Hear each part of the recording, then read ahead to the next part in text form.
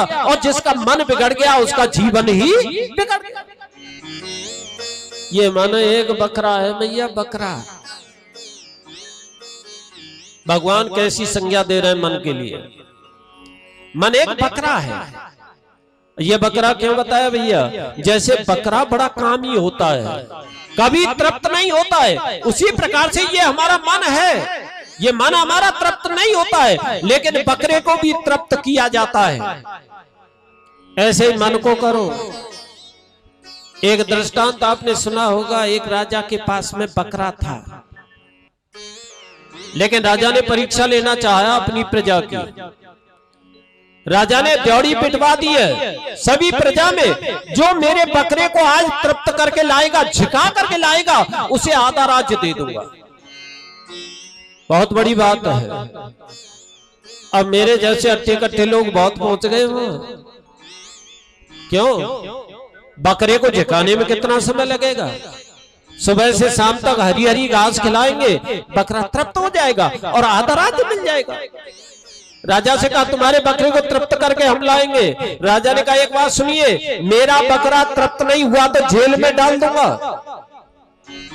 लेकिन न जाने कितने लोग ले गए बकरे को, सुबह से शाम तक चुकाते, लेकिन शाम को जाकर के राजा के सामने खड़ा कर देते। लोग बकरा तृप्त हो गया। राजा ने कहा एक बात सुनिए, ये घास खाना बंद कर देगा तो मैं समझ जाऊंगा तृप्त हो गया। और राजा घास लेकर के आता है, बकरे की तृप्त कर देता है तो बकरा उसे भी खा जाता है। जब खा जाता है तो राजा क्रोध में कह देता है जेल में डाल दो इसे।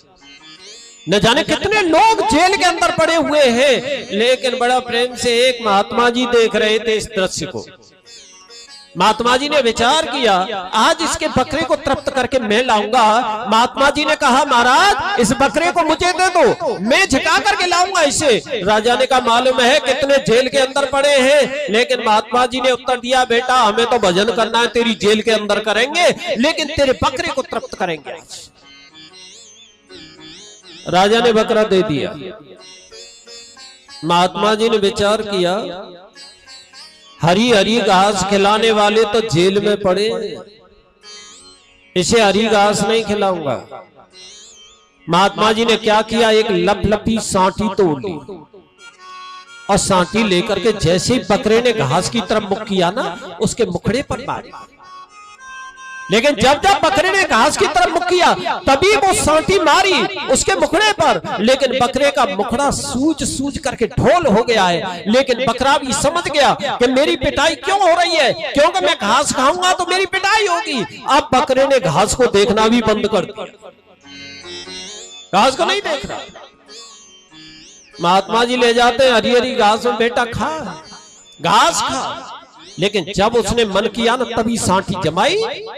अब उसने मुख फेर लिया, घास की तरफ मुख नहीं कर रहा है। महात्मा जी घास तोड़ के करते हैं उसके मुखड़े की तरफ, लेकिन आज घास को देख नहीं रहा है। महात्मा जी ने कहा झक गया, अब तृप्त हुआ है, एक एक हड्डी चमक रही है उसकी।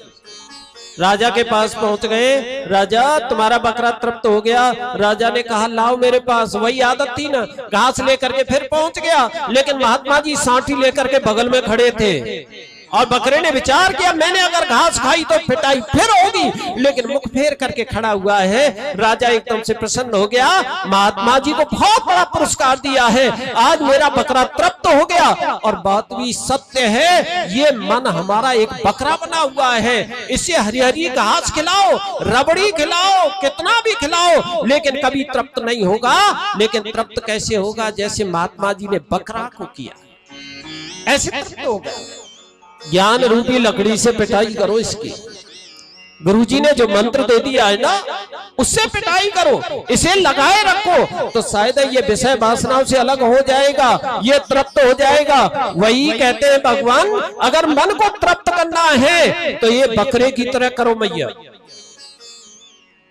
लेकिन उसके बाद में ये मन हमारा एक पानी की तरह होता है मैया। फिर पानी की संज्ञा दे दी है मन को। पहले तो बकरा बताया, फिर कह दिया भगवान ने ये पानी की तरह होता है। पानी क्यों बताया? आपने देखा होगा पानी कभी छत पर नहीं चढ़ेगा, पानी सदैव ही कहां आएगा? गड्ढे की तरफ आएगा, कीचड़ में आएगा। इसी प्रकार से ये हमारा मन है, ये कभी भजन की तरफ नहीं जाता है, परमात्मा की तरफ नहीं जाता है, ये सदैव व्यसनों की तरफ, विषय वासनाओं की तरफ दौड़ता है। लेकिन भैया वो पानी भी चढ़ा दिया जाता है ऊपर। कैसे?